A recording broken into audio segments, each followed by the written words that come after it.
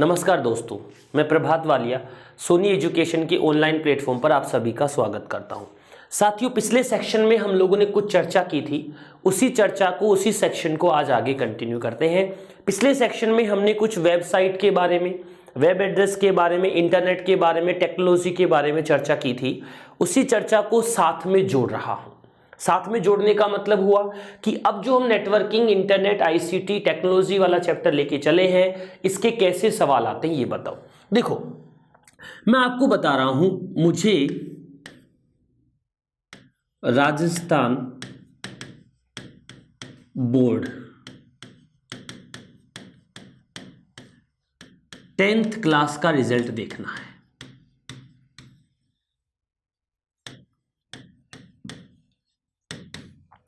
तो मुझे एक वेबसाइट चाहिएगी, उसका एड्रेस चाहिएगा। यानी मैं आपसे क्या पूछ रहा हूं, राजस्थान बोर्ड की जो वेबसाइट है उसका एड्रेस क्या है। दिमाग में सोच लीजिए, मुझे जवाब मत दीजिए, केवल आप इतना सोच लीजिए, क्या आप राजस्थान बोर्ड की वेबसाइट का एड्रेस जानते हो? गया गुरुजी जाना, बोले बताओ। बोले BSRE.com, board of secondary education Rajasthan Ajmer. मैं तो गूगल पर सर्च करा, मान तो मिल जाए। अब बात तो ठीक है, मिल जाए, गलत बात को नहीं। फिर 10th रिजल्ट लिख दो तो फिर भी वेबसाइट खुल जाएगी। तो 10th रिजल्ट थोड़ी होगी वेबसाइट, नहीं। तो राजस्थान बोर्ड की एक वेबसाइट है, क्या? https://www.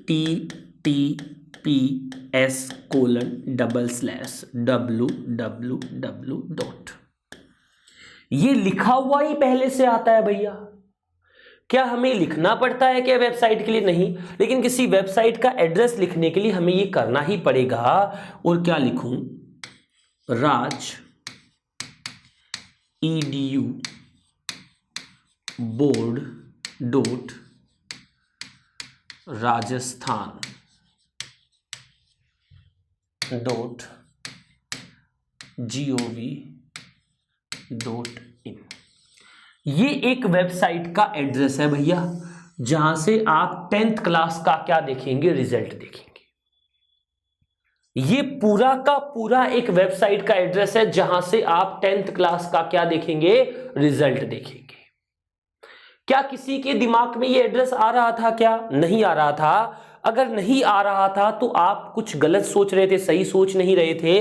यानी इस पूरे के पूरे एड्रेस को हम किस नाम से जानते हैं? URL के नाम से जानते हैं।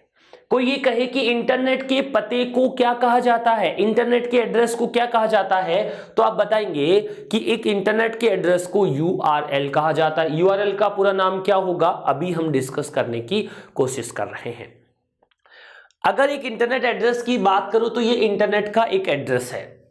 जो इसके आगे लिखा है इसे कहते हैं हम लोग टॉप लेवल डोमेन। जो आगे हमने लिख दिया इसे हम कहेंगे क्या, कि आगे वाला क्या है? टॉप लेवल डोमेन है, जो हमें इधर दिखाई दे रहा है। ये जो ऑप्शन लगाया है मैंने पहले HTTPS वाला, इस वाले ऑप्शन को हम प्रोटोकॉल के नाम से जानते हैं। अच्छा, जो ये मैंने लिख रखा है www. राजस्थान तक, इसे हम कहते हैं URN। क्या कहते हैं? URN कहते हैं। जो इंटरनेट लिखने का तकनीक होता है, तरीका होता है, प्रोसीजर होता है, उसे हम URI का नाम देते हैं।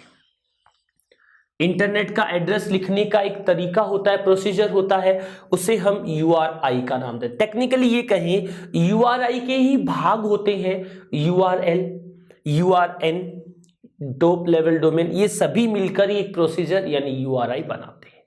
तो अगर मैं इन सबका फुल फॉर्म लिखने की कोशिश करूं या आपको बताने की कोशिश करूं, क्या हो सकता है इन सबका फुल फॉर्म, एक बार हम देखते हैं। कोई बात नहीं, अगली स्लाइड पे चल लेंगे भैया, ऊपर नीचे नहीं हो रहा तो फिर भी कोशिश कर लेते हैं। चला गया। सबसे पहला फुल फॉर्म क्या लिखना था? URI का लिखना था। फिर क्या लिखना था? URL लिखना था। फिर क्या लिखना था? URN लिखना था। तीन ही तो नाम है कि और ही है? तीन ही है गुरुजी। URI का पूरा नाम क्या होता है? Uniform resource identifier. Uniform resource identifier. किसका फुल फॉर्म होता है? यूआरआई का। यूआरएल को बताओ गुरुजी। अरे बता रहे हूं, यूआरएल का मतलब क्या होता है? Uniform resource locator. देखो ये वो टॉपिक है, ये वो बातें हैं जो बिना सिलेबस में हुए कंप्यूटर भी आप लोगों से पूछी जाती है। आप इन बातों को समझेंगे, लोगों से डिस्कस करेंगे, ऐसा मैं सोच रहा हूं। अच्छा, यूआरएन का मतलब क्या हुआ? Uniform resource name. अब कोई हमें पूछता है किसी भी एड्रेस का सबसे महत्वपूर्ण हिस्सा जिसके बिना कुछ भी सर्च नहीं होता है उसे हम यूआरएल कहते हैं। यूआरएल के बिना आप किसी भी वेबसाइट को ओपन नहीं कर सकते। यानी कई बार तो आपसे बोल देते हैं कि माध्यमिक शिक्षा बोर्ड राजस्थान की वेबसाइट का यूआरएल क्या होगा, तो आप बताएंगे https://www.rajasthan.board.rajasthan.gov.in। अब मैं कह रहा हूं rajeduboard.rajasthan.gov.in, ये कौन से की वेबसाइट है? राजस्थान बोर्ड की है। चाहे आप 10th का रिजल्ट देखो, चाहे 12th का देखो, चाहे किसी का देखो, यहां से मिल जाएगा। और सारी बातें मैंने आपको इस एड्रेस के बारे में समझा दी। किसके बारे में नहीं बताया? इस प्रोटोकॉल के बारे में नहीं बताया। किसके बारे में नहीं बताया? इस टॉप लेवल डोमेन के बारे में नहीं बताया। अब बता दूंगा। क्या दिक्कत आ गई? क्या समस्या हो गई? ना सर बताओ, बिल्कुल बता रहा हूं। तो सबसे पहले जो मैं आपके साथ बात करूंगा, किसके बारे में बात करूंगा? प्रोटोकॉल के बारे में।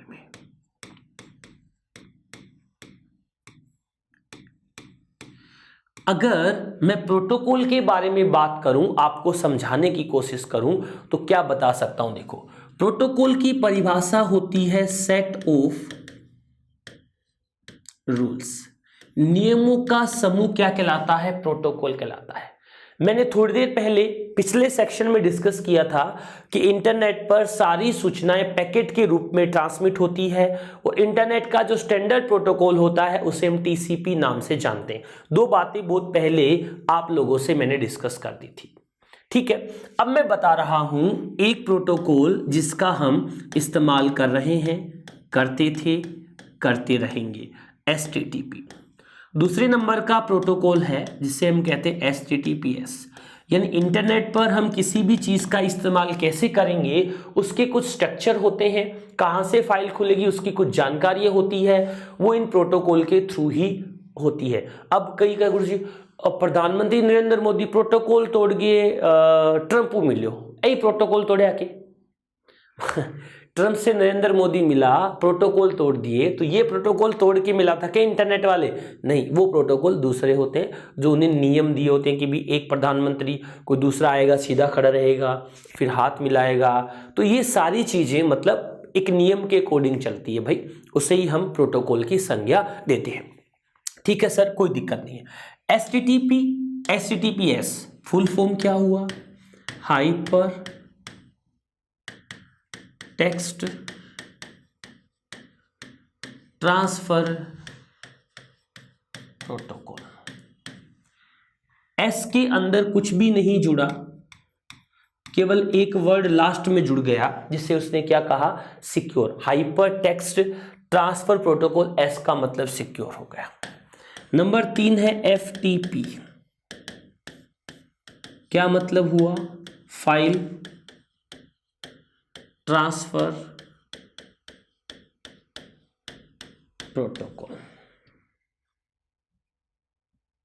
नंबर 4 पर है एसएमटीपी, सिंपल मेल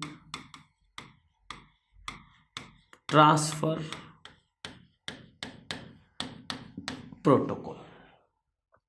बड़ी सिंपल सी बात है जो दिख ही रही है, जिसे हम पढ़ ही रहे हैं। एक और बता रहा हूं, पीओपी। क्या मतलब हुआ? Post office protocol. कौन सा प्रोटोकॉल हुआ? पोस्ट ऑफिस प्रोटोकॉल हो गया। अब ये काम आता है ईमेल को क्या करने के लिए, भेजने के लिए। ये काम आ रहा है ईमेल को प्राप्त करने के लिए। अभी थोड़ी और डिस्कस बात करेंगे, POP3, POP, ऐसे अलग अलग प्रोटोकॉल्स ये होते हैं। वैसे नेटवर्किंग लेयर के बारे में अगर हम जानकारी लेते तो उनके साथ पढ़ते।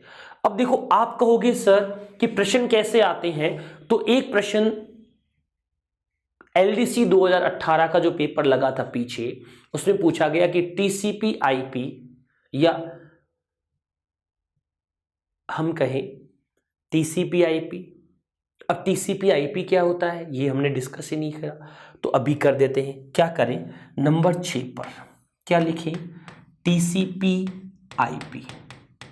TCP का मतलब क्या हुआ, ट्रांसमिशन कंट्रोल प्रोटोकॉल, ठीक है। और IP का मतलब क्या हुआ, इंटरनेट प्रोटोकॉल। ये भी एक प्रकार का प्रोटोकॉल है, इसका फुल फॉर्म बताओ। ये iOS मॉडल होता है, OSI मॉडल होता है, कहने का मतलब उसमें कितनी लेयर्स होती है। ये नेटवर्किंग का बहुत एडवांस क्वेश्चन है, लेकिन फिर भी पूछा गया, बताया क्या होता है। चलिए कोई बात नहीं, यहां तक कुछ प्रोटोकॉल के नाम हमें दिख गए, कुछ और के नाम लिख रहा हूं नंबर 7 पर। साथियों, इसके बाद 7 नंबर प्रोटोकॉल के बारे में हम बात करते हैं, ICMP, internet control message protocol. ये मोबाइल में मैसेजिंग से संबंधित प्रोटोकॉल होता है। मोबाइल और कंप्यूटर में एक साथ आप ईमेल या मैसेजिंग यूज करते हो, वहां पर ये काम आने वाला एक प्रोटोकॉल होता है। नंबर 8 पर UDP होता है, यूजर डेटाग्राम प्रोटोकॉल। केवल हमें इनका फुल फॉर्म याद रखना है, जनरल जो यूज मैं आपसे डिस्कस करता हूं थोड़ा बहुत उसके बारे में आपको जानकारियां रखनी है। नंबर 9 पर बात करें, लास्ट ही प्रोटोकॉल है जिसे हम कहते हैं टेलनेट। फुल फॉर्म होता है telecommunication network. Full form क्या होता है, टेली कम्युनिकेशन नेटवर्क होता है। जनरल सी बात की, क्या काम आता है, हम कहें रिमोट लॉगिन के लिए। हम क्या कहें, रिमोट लॉगिन के लिए। रिमोट लॉगिन का मतलब क्या हुआ, किसी दूर रखे हुए पीसी को अगर हम लॉगिन करते हैं, हम इसे यूज करना चाहते हैं, तो हम इस टेलनेट यानी टेली कम्युनिकेशन नेटवर्क वाले प्रोटोकॉल का यूज करते हैं। यहां तक कोई दिक्कत, कुछ पूछने वाली बात नहीं सर, समझ आ रही है। ऐसा मैं चाह रहा हूं कि आप सारी बातों को समझें। अब हमने देखा था एक वर्ड था टॉप लेवल डोमेन। क्या लिखा था, टॉप लेवल डोमेन। क्या होता है टॉप लेवल डोमेन, उसी के बारे में हम चर्चा करते हैं। हर एक वेबसाइट के एड्रेस में लास्ट में कई बार तो क्या जुड़ा होता है, .com जुड़ा होता है, कई बार .in जुड़ा होता है, कई बार .gov जुड़ा होता है, कई बार .edu जुड़ा होता है, कई बार .org जुड़ा होता है, कई बार .mil जुड़ा होता है, कई बार .net जुड़ा होता है। ऐसे उसके आगे नाम जुड़े होते हैं। जो ये नाम आप लोगों ने यहां पर लिखे हैं, इन सभी नामों को हम डोमेन नेम कहते हैं। क्या कहते हैं, डोमेन नेम कहते हैं। .com, .in, .gov, .edu, .org, .mil, .net, इनका यूज कुछ अलग अलग होता है कि यही होता है, अरे अलग अलग यूज होता है। ये .com कौन सी वेबसाइट के लिए काम आता है, जो व्यापारिक होती है। ये किसके लिए काम आता है, भारत यानी इंडिया के लिए काम आता है। ये कौन से संगठन के लिए काम आता है, सरकारी के काम आता है।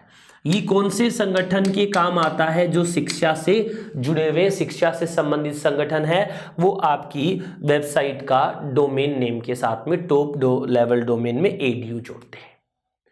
अब ORG, गैर सरकारी संगठन। अब ऐसे बोल दो कि गुरुजी के जरूरी है कि .com लेना, मैं तो .in भी ले इसका। ज्यादातर फेमस क्या है, .com कॉमर्शियल के लिए यूज करते, .in कर लो, पैसा लगा है, दोनों ले लो, 2 वेबसाइट बना लो, अलग सब ले लो, कौन मना कर रहा है भाई। ISP मतलब इंटरनेट सर्विस प्रोवाइडर।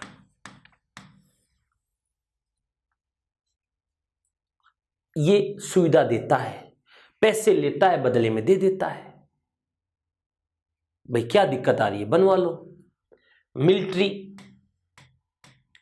नाम से ही पता चल रहा है सैनिक वेबसाइट के लिए यूज होता है। .net से भी पता चल रहा है किसके लिए इस्तेमाल करते हैं इसे, नेटवर्क या नेटवर्किंग वेबसाइट के लिए यूज करते हैं। कॉमन बातें थी जो आपको मैं समझा सकता था, बता दी। अब हमारा जो टॉपिक चल रहा था इंटरनेट का, अब मैं आपसे पूछ रहा हूं जिस इंटरनेट का हम लोग इस्तेमाल करते हैं उस इंटरनेट का हमारे दैनिक जीवन में क्या उपयोग है, क्या काम हमारे इंटरनेट आता है, वही आपको बताने की कोशिश करती। यानी एक टेबल बना दूं मैं, उसकी सवाल आपसे पूछ लूं, क्या क्या टेबल बना रहे हो गुरुजी, टेबल बनाया है कि गमला बनाया है, गमला बना दो, कोई बात नहीं। इंटरनेट की कौन कौन सी सेवाएं हैं जिनका हम लोग यूज कर रहे हैं, इंटरनेट की कौन कौन सी सर्विस है जो हमारे काम आ रही है। सबसे पहली सर्विस है जिसे हम कहते हैं ई कॉमर्स। कौन सी सर्विस है, ई कॉमर्स। दूसरी सर्विस कौन सी है, ई बैंकिंग है। तीसरी सर्विस कौन सी है, ई लर्निंग है। चौथी है ईमेल। और पांचवी सर्विस है जिसे हम कहते हैं सोशल नेटवर्क। भाई कहने को तो जो सबसे ऊपर लिखी है ना, यही सर्विस सबसे महत्वपूर्ण सर्विस में से एक है। क्यों भैया, क्योंकि यही सर्विस का यूज करके हम आगे बढ़ने से रुक रहे हैं। अब बढ़ रहे हैं कि रुक रहे हैं भाई, इसका यूज करके आगे कहां बढ़ोगे भाई। कई लोगों की आदत होती है व्हाट्सएप चला रहे हैं, मैं उसकी बता रहा हूं जो मेरे साथ रहती है, दूसरे की तो कैसे बताऊंगा। मैंने कहा यार व्हाट्सएप मत चलाया कर 9 बजे बाद में, तो बोली आप ऐसे बोल रहे हो ना तो कल से व्हाट्सएप बंद ही कर देती हूँ। ठीक है भाई, मैंने कहा आज तो कहना मान गई, कल से व्हाट्सएप बंद करने वाली है। मैं रात को उठा 12-1 बजे, मैंने कहा क्या कर रही है, बोले कल से तो बंद करना है, आज तो पूरी रात चला लो। तो कहने का मतलब क्या है, जो सोशल मीडिया के प्रेमी होते हैं ना व्हाट्सएप फेसबुक के, तो वो तो रात को 3-4 बजे 5 बजे उनको पता ही नहीं होता क्या कर रहे हैं। टिकटॉक तो सरकार ने बैन कर दिया, वरना इतने वीडियो बना रहे थे लोग, टिकटॉक पर कोई कसर नहीं छोड़ी वीडियो बनाने की। तो ये सोशल जो नेटवर्किंग है, जो ये वेबसाइट्स हम लोग यूज़ कर रहे हैं, एप्लीकेशंस यूज़ कर रहे हैं, वो इस समय लोगों का सबसे ज़्यादा समय खराब करने वाला हिस्सा है। मैं विरोधी नहीं हूं, टेक्नोलॉजी का मास्टर होने के बाद भी मैं सोशल नेटवर्किंग से थोड़ा सा दूर रहना पसंद करता हूं। कोई बात नहीं, अपने अपने मत होते, आप प्रेम से इससे जुड़े रहिए, पढ़ेंगे जब भी तो बढ़ेंगे। ठीक है, अब ये इंटरनेट की सेवाएं हैं, सर्विसेज हैं, इनके बारे में इस सेक्शन में बात करते हैं। अब आप इन सेक्शन के जो क्वेश्चंस बनेंगे उनके बारे में भी हम साथ के साथ बात करते रहेंगे, देखते रहेंगे। ठीक है, चलिए मैं आज एक सवाल ही पूछ लेता हूं यार। क्या पूछता हूं, अब पिछले सेक्शन में भी नहीं पूछा भाई, मुझे लग रहा है आज इस सेक्शन में नहीं पूछूंगा तो फिर ऐसे कहेंगे गुरुजी क्या हुआ, सवाल ही नहीं आ रहे भाई। चलो पूछ लेते हैं। मैं कह रहा हूं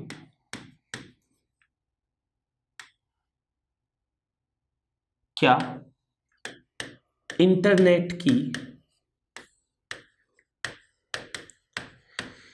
सर्विस नहीं है। एक, कार चलाना। 2, संपत्ति खरीदना। 3, पत्नी खोजना।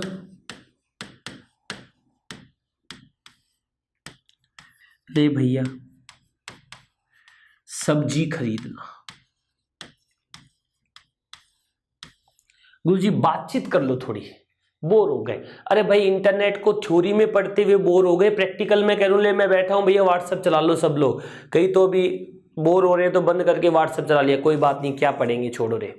तो इसी बात को मैं समझाने की कोशिश कर रहा हूं कि इंटरनेट की सर्विस इसमें से कौन सी नहीं है, कौन सी सर्विस हमें इंटरनेट नहीं देता है। क्या हम कार चला सकते हैं? क्या गुरुजी ओला उबर बुलावा नहीं, मान लिया।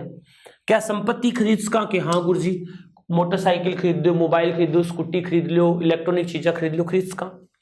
कि पत्नी खोज सका के? गुरुजी पति खोजनो है तो हाँ लिख लो पति खोजना।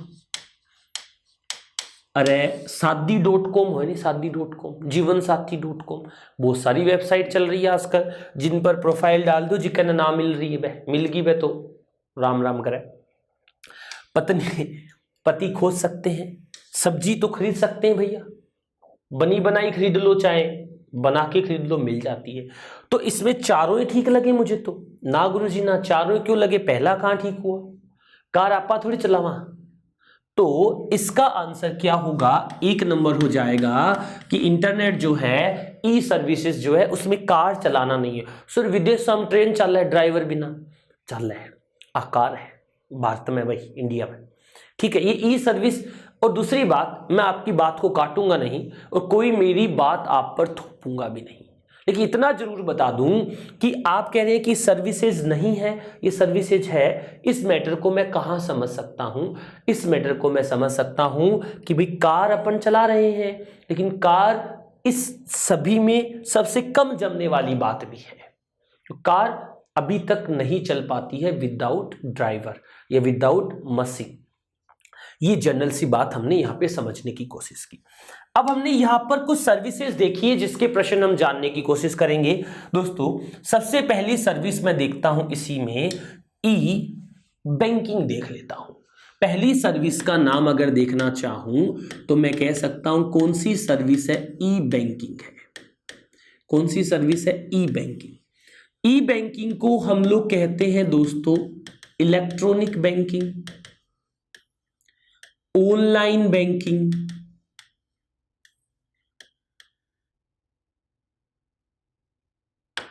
इंटरनेट बैंकिंग,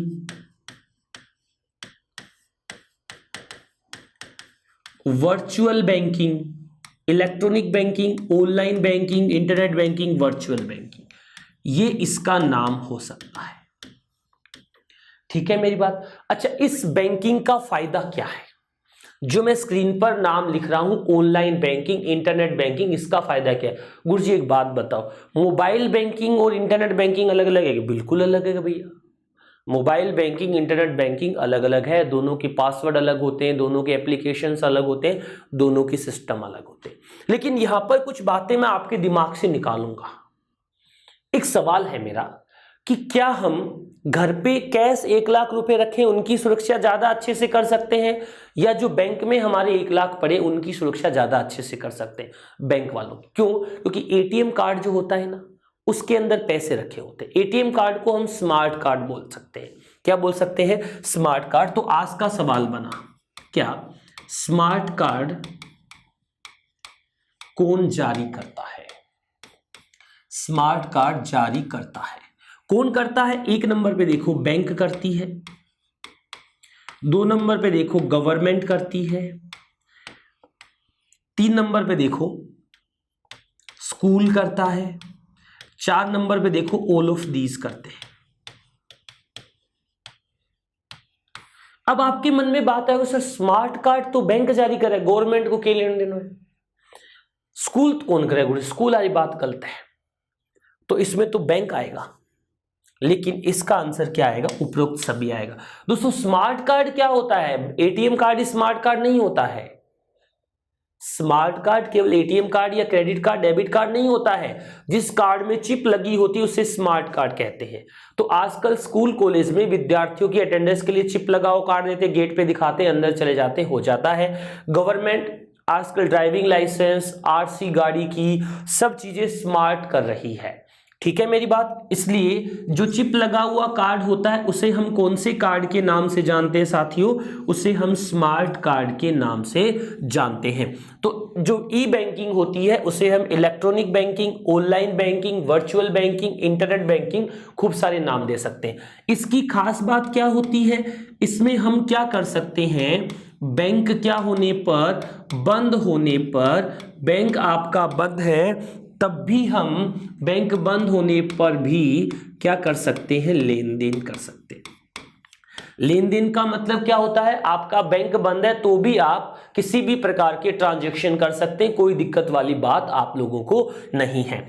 बैंक के साथ लेन देन की बात कर ली हमने, ट्रांजैक्शन की बात कर ली, कोई दिक्कत नहीं। थोड़ी और समझने वाली बात इसके साथ जोड़ लेते। क्या समझने वाली बात जोड़ेंगे? 24/7 सभी बिल ऑनलाइन क्या कर सकते हैं, पे कर सकते हैं। किसी भी प्रकार का बिल हो उसका पेमेंट आप ऑनलाइन कभी भी कर सकते हैं। कोई ट्रांजैक्शन हो जिसके लिए आपको ऑनलाइन भुगतान करना हो, कभी कर सकते हैं। इसके अलावा आप बैलेंस चेक करना चाहो तो बैलेंस भी चेक कर सकते हैं। फिर कुछ बातें आपको समझाने की कोशिश कर रहा हूं। अब कहोगे गुरुजी ये तो हमें पता ही है, क्या बता रहे हो, फालतू छोटी छोटी चीजें डिस्कस कर रहे हो। जूनियर अकाउंटेंट का एक पेपर लगा था, काफी दिन हो गए, 4-5 साल की बात हो गई आज की डेट से, 2020 ईयर्स, वो 2015-16 में लगा था। तो क्या प्रश्न आया था, हम कोई भी ऑनलाइन लेन देन करते हैं तो एक तो आपका होता है यूजर आईडी, एक होता है पासवर्ड, यही होता है। हाँ, आजकल देखो यूजर आईडी पासवर्ड के नीचे यहां पर ऐसे 4 6 3 6 2 ऐसे लिखा हुआ आता है। कई जगह ऐसे दिया हुआ आता है 6 + 4 = आपको आगे लिखने होते हैं। कई जगह पर ऐसे दिया हुआ आता है, ये तो 2 होते ही होते हैं। उसके अलावा किसी अकाउंट को लॉगिन करते समय इन कुछ चीजों के इस्तेमाल में लिया जाता है। यूजर आईडी पासवर्ड के अलावा किसी भी बेनिफिशियरी को, बेनिफिशियरी का मतलब क्या होता है, ऐसा अकाउंट नंबर जो हमने पेमेंट के लिए ऐड कर रखा है, जिससे हम कोई भुगतान करना चाहते हैं, भुगतान के लिए बेनिफिशियरी ऐड करते हैं। कुछ बैंक 24 घंटे में अकाउंट ऐड करती है, कुछ बैंक आपको इंस्टेंट पैसा ट्रांसफर करने की परमिशन देती है। तो इस तरह नीचे कुछ यहां पर X23ZCO ऐसे दिया होता है। तो मैं ये क्या लिख रहा हूं, यूजर आईडी पासवर्ड के नीचे ऐसे कुछ टेक्स्ट दिया होता है। इस टेक्स्ट को हम पता है क्या कहते हैं, इस टेक्स्ट को हम कैप्चा टेक्स्ट कहते हैं। कौन सी टेक्स्ट कहते हैं? कैप्चा। कैप्चा का मतलब क्या हुआ दोस्तों, कैप्चा क्या काम आया कि आपके यूजर आईडी पासवर्ड तो हमेशा वही रहते हैं, बदलते हैं क्या? नहीं, लेकिन कैप्चा हर बार क्या आता है, नया आता है। तो ये कैप्चा काम क्या आता है, मानव व मशीन की पहचान करने के लिए। भैया इसे यूज करने वाला दोस्तों, कंप्यूटर का इस्तेमाल करने वाला व्यक्ति मानव ही है, मशीन यूज नहीं कर रही। कोई दूर बैठा आपके कंप्यूटर या मशीन को खराब नहीं कर रहा, उसके लिए हम इसका इस्तेमाल करते हैं, कैप्चा कोड का। ये पहला प्रश्न था। इसके अलावा एक और प्रश्न आया, कोई भी आप लेन देन करते हो तो बैंक पहले आपका मोबाइल नंबर मांगता है और साथ में आपकी ईमेल आईडी मांगता है। कोई भी ट्रांजैक्शन आप यूज करोगे तो बैंक आपके मोबाइल नंबर पर क्या भेजता है दोस्तों, ओटीपी भेजता है। अब इससे सरल तो कोई सवाल ही नहीं बन सकता। ओटीपी का मतलब क्या होता है? ओटीपी का मतलब होता है वन टाइम पासवर्ड। ओटीपी का मतलब क्या होता है? One time password. ये आपके मोबाइल नंबर पर भेज दी जाते हैं, आप डाल दो चला जाएगा। अब आपको अगर मैं कहूं कि ऑनलाइन भुगतान करने के लिए आप किसका इस्तेमाल करते हो, तो ऑनलाइन भुगतान करने के लिए आप पेटीएम का यूज कर रहे हो, आप फोन पे का यूज कर रहे हो, आप जीपे का यूज कर रहे हो, गूगल पे का यूज कर रहे हो, क्या आप भीम एप्लीकेशन का यूज कर रहे हो। लेकिन इन सभी के अलावा एक वर्ड का नाम लिख रहा हूं, आप यूपीआई का यूज करके पैसा ट्रांसफर करते हो। यूपीआई क्या होता है? एक प्रकार का वर्चुअल अकाउंट नंबर होता है। एक प्रकार का वर्चुअल अकाउंट नंबर होता है। भाई बैंक क्या करता है, आपका अकाउंट नंबर ना देकर आपके मोबाइल नंबर को उसके साथ में YBL लगाकर एक यूपीआई आईडी क्रिएट कर देता है। नाम के आगे भी कर देते हैं, बहुत सारी बैंक अलग अलग रेस्पॉन्सिबिलिटी पर काम करने वाली बैंक होती है। तो यूपीआई के बारे में यही चीज मुझे पता थी कि वर्चुअल अकाउंट नंबर होता है, इन एप्लीकेशन से हम काम कर सकते हैं। लेकिन यूपीआई का full form unified payment interface. इस समय डिजिटल भुगतान को बढ़ावा दे रहे हैं, तो भाई पहला कौन सा व्यक्ति था भारत का जिसको ये लगा कि डिजिटल भुगतान होना चाहिए, ऑनलाइन पैसा जाना चाहिए? तो इसके लिए भारत के तत्कालिक प्रधानमंत्री, कब की बात कर रहा हूं, 2016, कब की, 30/12/2016 को भारत के माननीय प्रधानमंत्री जी नरेंद्र मोदी ने 30 दिसंबर 2016 को भीम ऐप जारी किया था, जिसके माध्यम से आप यूपीआई का यूज करके भुगतान कर सकते हो। इस भीम ऐप को जारी किया था श्री नरेंद्र मोदी ने। कब किया था ये भी आपने बता दिया, कब किया भाई, 30 दिसंबर 2016 को किया। भीम ऐप का पूरा नाम क्या है, भारत इंटरफेस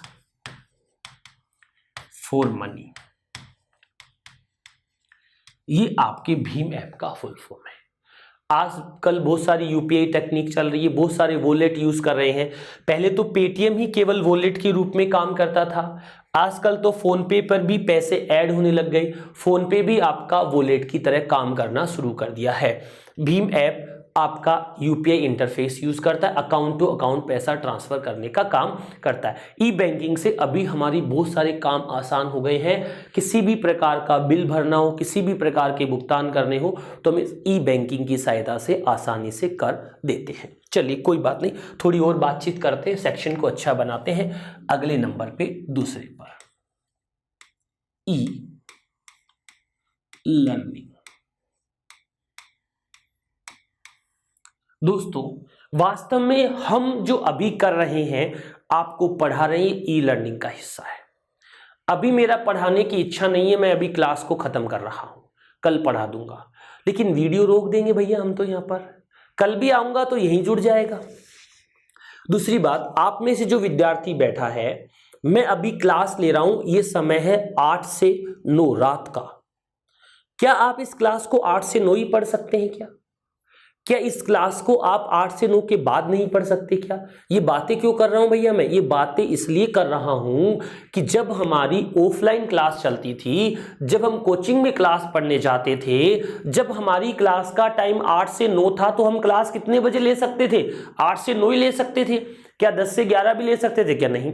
दूसरी बात, इस क्लास का एक फायदा बताने वाला हूं कि क्या उस समय ऑफलाइन क्लास में मास्टर को तुम 3 बार कोई सवाल पूछ लो, क्या मास्टर सीधे से जवाब दे देता था क्या? नहीं देता था। 3 बार सवाल पूछने में क्लास से बाहर निकाल देता था।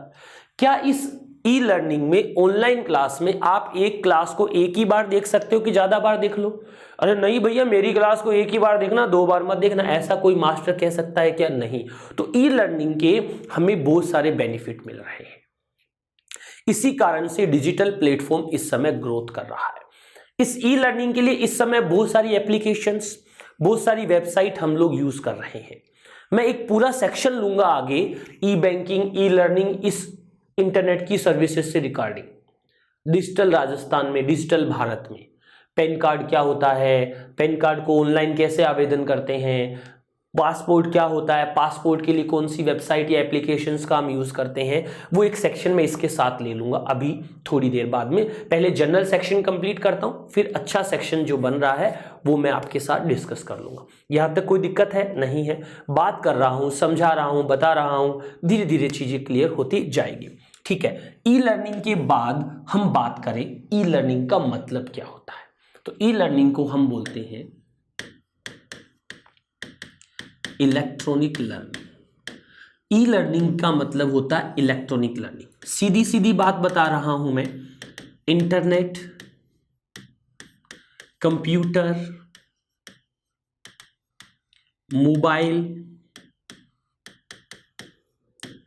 के माध्यम से सीखना।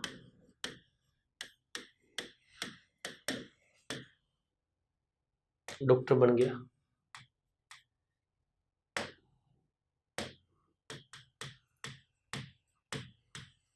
इंटरनेट, मोबाइल और कंप्यूटर के माध्यम से सीखना क्या कहलाता है? ई लर्निंग कहलाता है।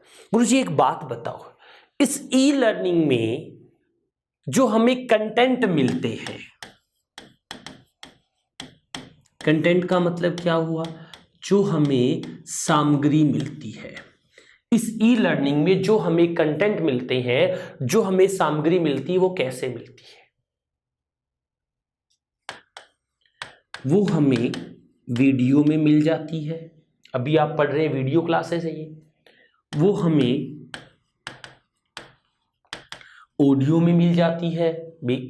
अभी वीडियो है, इसका एप्लीकेशन में ऐसा कोई ऑप्शन हो जिससे ऑडियो क्लास मिल जाए, या बहुत सारे अध्यापक की हमें ऑडियो क्लास भी उपलब्ध हो जाती है। नंबर तीसरे पर हम जो पढ़ रहे हैं कुछ कंटेंट की हमें क्या मिल जाती है? पीडीएफ भी मिल जाती है। क्या मिल जाती है? उस कंटेंट की हमें पीडीएफ भी उपलब्ध हो जाती है।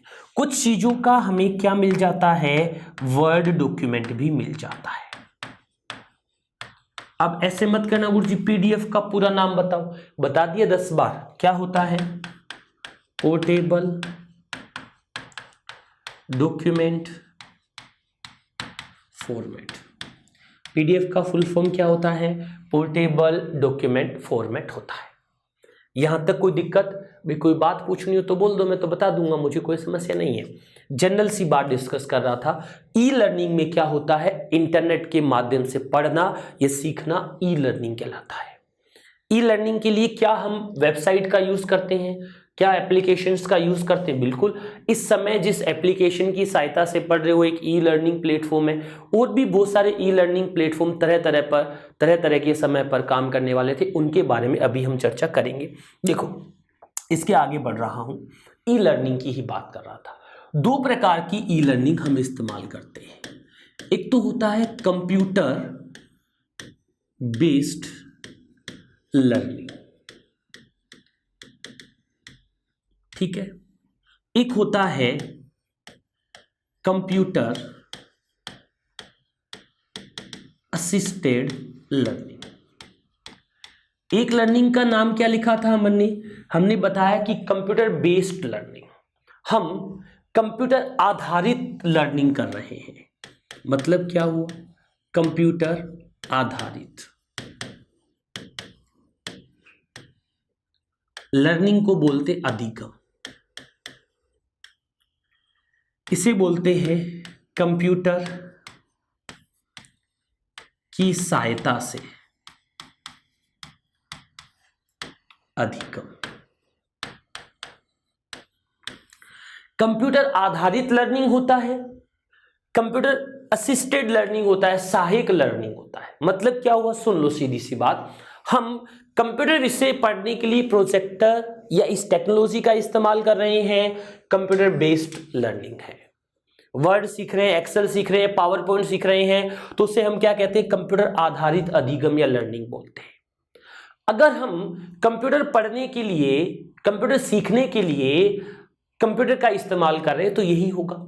हिंदी पढ़ रहे हो आप, ज्योग्राफी पढ़ रहे हो, हिस्ट्री पढ़ रहे हो, उसके लिए आप इसका इस्तेमाल कर रहे हो, तो उसे हम क्या कहते हैं? Computer assisted. मतलब आप क्या कर रहे हैं? कंप्यूटर की सहायता से लर्निंग कर रहे हैं या सीख रहे हैं, यानी दूसरा विषय पढ़ने में कंप्यूटर को सहायक उपकरण के रूप में काम में लेना। और दोस्तों मैं निवेदन करता हूं, जो अध्यापक बनेंगे, जो पटवारी बनेंगे, जो पुलिस में लगेंगे और इस क्लास को देख रहे हैं, वो बाद में भी टेक्नोलॉजी का यूज किया करें। ऐसा नहीं हो कि क्लास को देख लिया और कभी कुछ बताया ही नहीं। आप जो इस क्लास में सीख रहे हैं वो लोगों को बताएं, सिखाएं और टेक्नोलॉजी के बारे में जानकारी देते रहें, जिससे लोग समय समय पर जागरूक होते रहें। ठीक है, यहां तक कोई बात नहीं है। अब जो मुझे सबसे इंपॉर्टेंट चीज आपको समझानी है वो क्या है? देखो अगले नंबर पे ई कॉमर्स।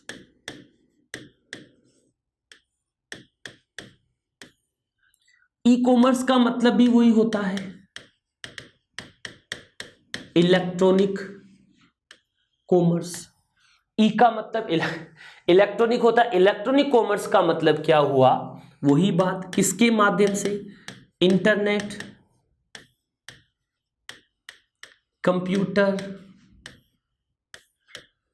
मोबाइल। अब कह दो गुरुजी लैपटॉप को करा में तो किससे कर रहे हैं कि सर हम तो लैपटॉप से कर रहे हैं, तो भाई एक ही बात है, इंटरनेट, मोबाइल, लैपटॉप में क्या फर्क है। मैं ये समझा रहा हूं कि इंटरनेट, मोबाइल, लैपटॉप या कंप्यूटर के माध्यम से जो व्यापार किया जाता है उसे हम किस नाम से जानते हैं, ई कॉमर्स के नाम से जानते हैं। दोस्तों ई कॉमर्स के बारे में अगर मैं बात करूं, ऑफर बहुत सारे मिलते हैं, तरह तरह के ऑफर आपको कंपनियां देती है।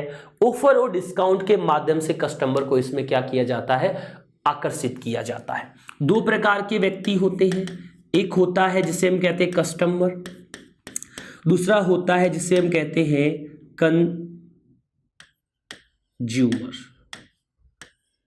क्या कहते हैं, एक होता है कंज्यूमर, दूसरा होता है कस्टमर। कस्टमर क्या होता है, वह व्यक्ति जो वस्तु क्रय करता है, जो खरीदता है, उस व्यक्ति को हम कस्टमर कहते हैं। और जो वस्तु का क्या करता है, उपयोग करता है, उसे हम कहते हैं उपभोक्ता, कंज्यूमर। इसे कहते हैं ग्राहक। अब आप कहो गुरुजी जो खरीदेगा वही तो यूज करेगा, ये कौन सी बात हुई। भाई साहब मैं किसी को गिफ्ट दूंगा तो मैं खरीद के लाऊंगा, तो मैं क्या हो गया, कस्टमर। उसे यूज करेगा या करेगी वो कौन हो गया, कंज्यूमर हो गया। ठीक है मेरी बात। आप अगर अपने लिए पेन या पेंसिल खरीद के लाते हो तो आप क्या बन गए, उस कंडीशन में आप बने साथियों कस्टमर और कंज्यूमर दोनों। अगर आप किसी और के लिए, अपने बच्चों के लिए, मम्मी पापा, दोस्त के लिए कुछ खरीद के लाते हो तो उस कंडीशन में आप बन गए कस्टमर और जो उसे यूज करेगा वो बन गया कंज्यूमर। तो अब ई कॉमर्स में ये दो व्यक्ति हो गए। साथ ही साथ जो कंपनियां होती है वो आपको क्या देती है, ऑफर, साथ में क्या देती है, डिस्काउंट। ऑफर और डिस्काउंट के माध्यम से ही कस्टमर को क्या करती है, आकर्षित करती है। क्या आप किसी ऐसी कंपनी का नाम बता सकते हो जो ई कॉमर्स का काम करती हो? बिल्कुल, मैं तो बहुत सारी कंपनियों के नाम बता सकता हूं। भाई एक दो के बता दे। किसका, अमेज़न, फ्लिपकार्ट, स्नैपडील, ईबे आदि। ये कंपनियां हैं जो तरह तरह के ऑफर और डिस्काउंट के माध्यम से कस्टमर को अपनी ओर आकर्षित कर लेती है। दिवाली ऑफर आ गया, कैशबैक ऑफर आ गया, इस क्रेडिट कार्ड पे इतना, इस डेबिट कार्ड पे इतना, ऐसे काम भी ये कर देती है। अगर मैं यहां पर एक और उदाहरण लिखूं, अलीबाबा, ये चाइना की कंपनी है, स्नैपडील भारत की कंपनी है, ये अमेरिका की कंपनी है। कुछ बातें मैं आपसे डिस्कस। अब कुछ लोग क्या करते हैं, अमेजन का संस्थापक बताओ भैया, फ्लिपकार्ट का संस्थापक बताओ, फ्लिपकार्ट में भारत का सीईओ बताओ। अरे भाई कोई फ्लिपकार्ट पे पीएचडी थोड़ी करनी है, अपने को तो केवल जनरल एग्जाम्पल जानने हैं, किसी वेबसाइट का उदाहरण जानना है। नाम देता है कि अमेजन किस प्रकार की वेबसाइट है, बता देना अमेजन एक प्रकार की ई कॉमर्स वेबसाइट है। तो ये क्या करती है, कंपनियां आपको ऑफर के माध्यम से कस्टमर को आकर्षित करती, बताती रहती है। चलिए एक पहला जो ई कॉमर्स है जिसे हम कहते हैं B2B, ई कॉमर्स की कुछ प्रकार लिख रहा हूं। B2B का मतलब क्या हुआ, बिजनेस टू बिजनेस। B2B का मतलब क्या हुआ, बिजनेस। आप ऑनलाइन कुछ वस्तुएं खरीद रहे हैं लेकिन आप उन वस्तुओं को आगे क्या करना चाहते हैं, बेचना चाहते हैं, तो आप उसे किस नाम से जानेंगे, बिजनेस टू बिजनेस के नाम से जान जाएंगे। 2 नंबर पे होता है जिसे मैं कह रहा हूं, बताने की कोशिश कर रहा हूं, B2C। अच्छा इसके लिए तो यही वेबसाइट काम आ रही है, ये सारी की सारी बिजनेस टू बिजनेस के काम आ रही है, ये सारी की सारी वेबसाइट बिजनेस टू कॉमर्स के भी काम आ रही है, सॉरी बिजनेस टू कस्टमर या कंज्यूमर। B2C का मतलब क्या हुआ, बिजनेस टू कंज्यूमर या बिजनेस टू कस्टमर, एक ही बात है, कोई दिक्कत नहीं है। नंबर तीसरे पर हुआ जिसे हम बोलते हैं C2C, इसे कहते हैं कस्टमर टू कस्टमर। इसे क्या कहते हैं, कस्टमर टू कस्टमर। इसके लिए हम यूज कर रहे हैं OLX.in, एक वेबसाइट है जिस पर आप पुरानी चीजें बेच सकते हैं और खरीद सकते हैं। एक और वेबसाइट है क्यूकर, उस पर भी आप पुरानी चीजें बेच सकते हैं और खरीद सकते हैं। उसके अंदर ये C2C का काम में लिया जाता है। एक और होता है नंबर्स अगले पर, जिससे मैं बोलता हूं G2C। ई मित्र जो सेवाएं हैं, ई मित्र जो सर्विस है, वो G2C का हिस्सा होती है।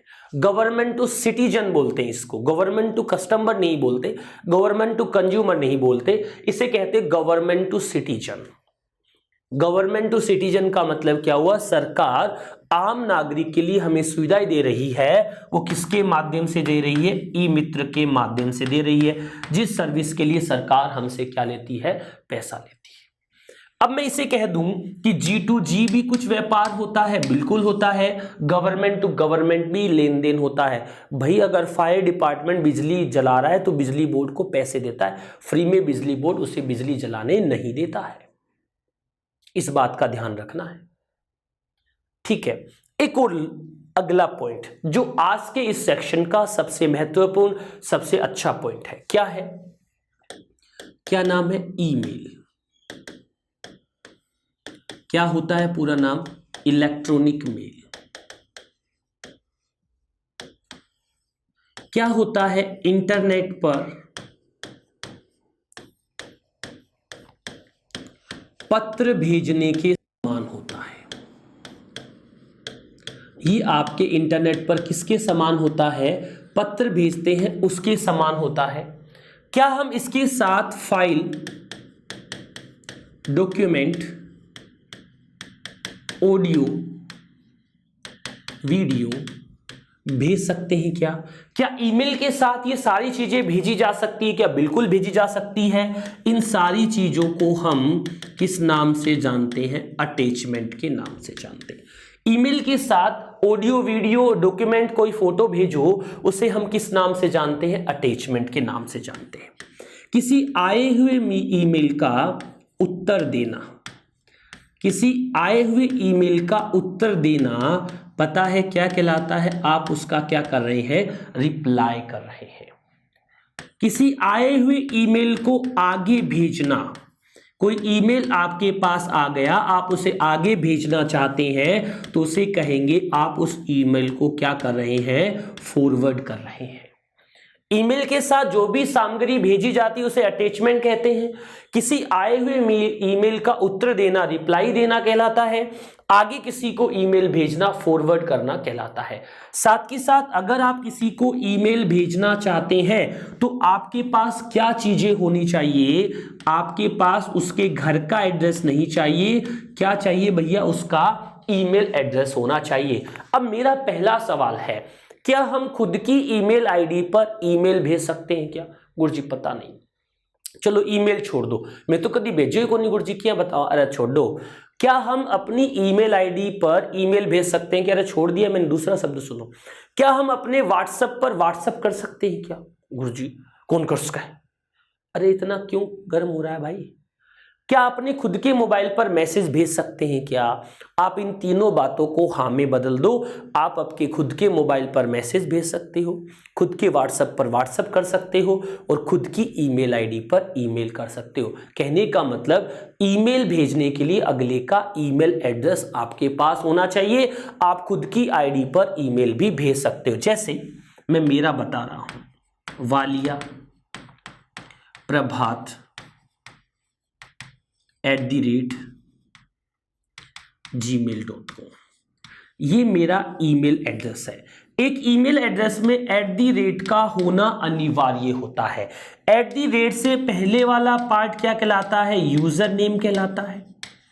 इसके बाद वाला पार्ट पता है क्या कहलाता है, बाद वाला पार्ट होता है सर्विस प्रोवाइडर। बाद वाले पार्ट को किस नाम से जानते हैं, सर्विस प्रोवाइडर के नाम से जानते हैं। क्या ईमेल की सर्विस आपको केवल जीमेल पर ही मिलती है कि क्या और भी कोई प्लेटफॉर्म होता है जहां पर हमें इस ईमेल की सर्विस मिलती है? तो दोस्तों इसके अलावा एक और होता है, याहू पर भी मिल जाती है, रेडिफ पर भी मिल जाती है, हॉटमेल पर भी मिल जाती है और एक और आउटलुक पर भी मिल जाती है। ये कई बार सवाल पूछ लिया जाता है कि ईमेल के सर्विस प्रोवाइडर कंपनी क्या अकेली जीमेल ने ठेका ले रखा है, क्या और भी कोई कंपनियां ऐसी है जो ऐसा काम कर देती है? तो कौन सी कर देती? याहू, रेडिफ, हॉटमेल और आउटलुक ऐसा काम कर देती। इन्हें हम ईमेल की सर्विस प्रोवाइडर कंपनियां कहते हैं। कोई दिक्कत वाली बात नहीं, यहां तक समझ रहे हो मेरी बात को? चलिए वापस देखते हैं। पत्र भेजने के समान होता है, फाइल, डॉक्यूमेंट, ऑडियो भेज सकते हैं जिसे अटैचमेंट कहते हैं, उत्तर देना, रिप्लाई देना होता है, आगे भेजना, आए हुए ईमेल को फॉरवर्ड करना होता है, एड्रेस चाहिए होता है। एड्रेस के दो हिस्से होते हैं, यूजर नेम और सर्विस प्रोवाइडर, दोनों को सेपरेट करने के लिए @ का यूज किया जाता है। एक और बात याद रखना, ईमेल में कभी भी ब्लैंक स्पेस का हम लोग इस्तेमाल नहीं कर सकते। @ भी एक से ज्यादा बार नहीं आ सकता है, बिना @ के भी ईमेल एड्रेस क्रिएट नहीं होता है। ठीक है, अब थोड़ी सी बात करते हैं। ईमेल का आविष्कार करने वाले वैज्ञानिक का नाम था आर टॉमलिंसन। ईमेल का आविष्कार किसने किया था? आर टॉमलिंसन ने किया था। मैंने बताया था कि SMTP एक प्रोटोकॉल होता है जो ईमेल भेजने का काम करता है। POP एक प्रोटोकॉल होता है जो ईमेल क्या करता है? प्राप्त करता है।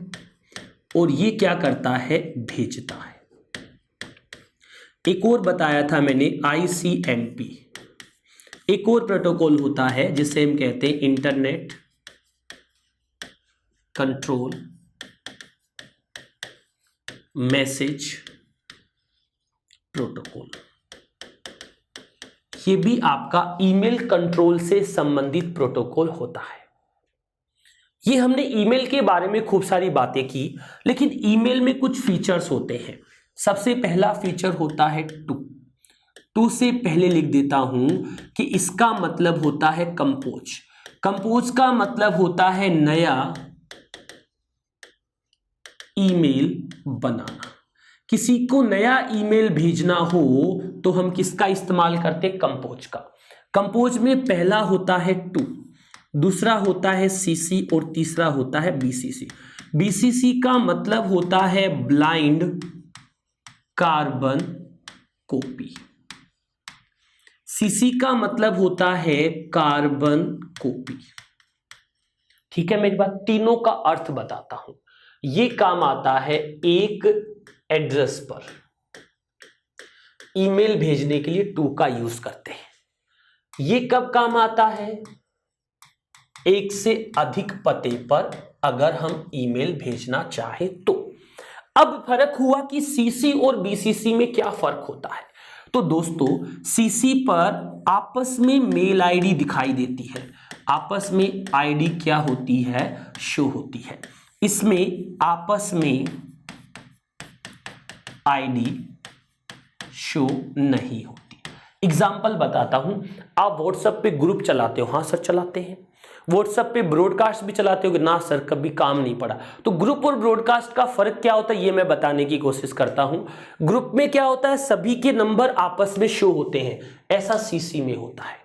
ब्रॉडकास्ट में क्या होता है? आपने जिन भी लोगों को ईमेल भेजा है केवल उसी के नंबर शो होंगे, उसी की ID शो होगी, सभी की ID शो नहीं होती है।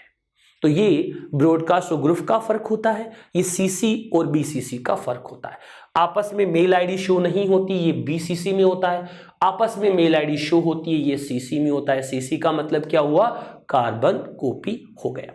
ठीक है, यहां तक कोई दिक्कत नहीं है। चलिए अब इसके बाद नंबर 2 पर ऑप्शन आता है जिसे हम कहते हैं इनबॉक्स। इनबॉक्स के आगे लिखा हुआ है 3330। इस 30 का मतलब क्या हुआ? इनबॉक्स का मतलब क्या हुआ? सब लोग जानते हैं इनबॉक्स में कौन से मैसेज रहते हैं? प्राप्त किए गए। ये जो 30 लिखा है इसका मतलब है ये आपके अनरीड मैसेज की संख्या है। जिन ईमेल्स को अभी तक आपने नहीं पढ़ा है उन ईमेल की संख्या कितनी है? 30 यानी 30 है। नंबर तीसरे पर सेंट बॉक्स। सेंट बॉक्स में कौन से ईमेल रहते हैं जो अपन ने क्या किए गए हैं? भेज दिए गए, वो इसके अंदर रहते हैं। नंबर 4 पर अगर मैं बात करूं आउटबॉक्स, तो आउटबॉक्स में बकाया रहते हैं। बकाया का मतलब जिनको हमने भेजने की कोशिश तो की है, किसी नेटवर्क एरर की वजह से, अटैचमेंट सही नहीं होने की वजह से वो आगे भेजे नहीं जा सके, अटक गए हैं। नंबर 5 पर ड्राफ्ट होता है। कौन से रहेंगे? जो आपने क्या किए हैं, सेव किए हैं। नंबर 6 पर एक फोल्डर का नाम होता है ट्रेस, जिसमें कौन से ईमेल रहते हैं जो आपने क्या कर दी, डिलीट।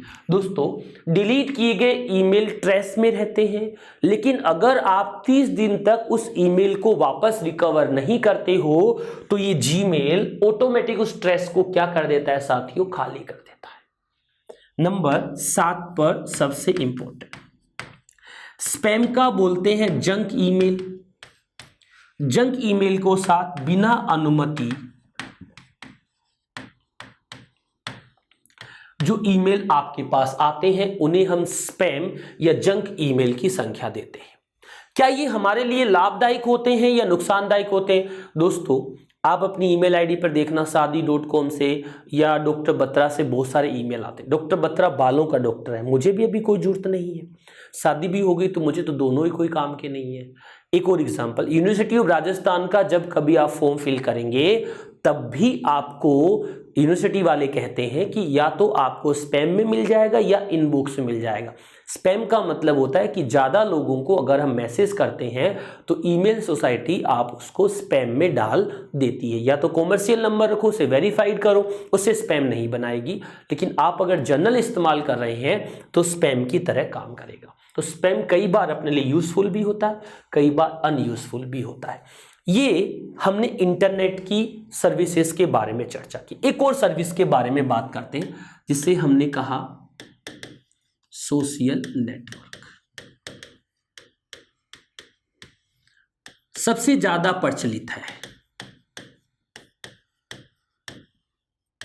इसके लिए हम किसका यूज कर रहे हैं? फेसबुक का यूज कर रहे हैं, व्हाट्सएप का यूज कर रहे हैं,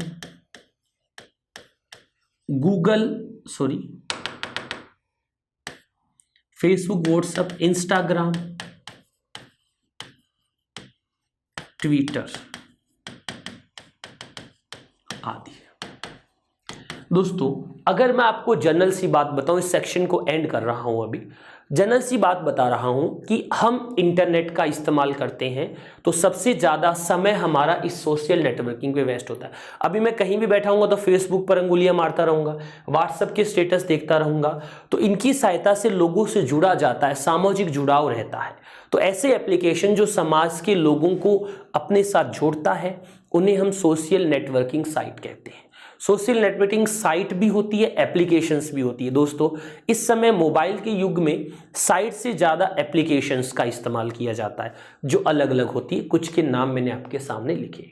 दोस्तों उम्मीद कर रहा हूं कि ये सेक्शन जो टेक्नोलॉजी वाला मैंने लिया है आप लोगों को अच्छे से समझ आ रहा है, आप इसका एंजॉय करें। दोस्तों आज के इस सेक्शन में इतनी ही बात करेंगे, अगले सेक्शन में और हम अच्छे सवाल, अच्छी बातें लेकर आप लोगों के सामने हाजिर होंगे। तब तक के लिए सभी का धन्यवाद।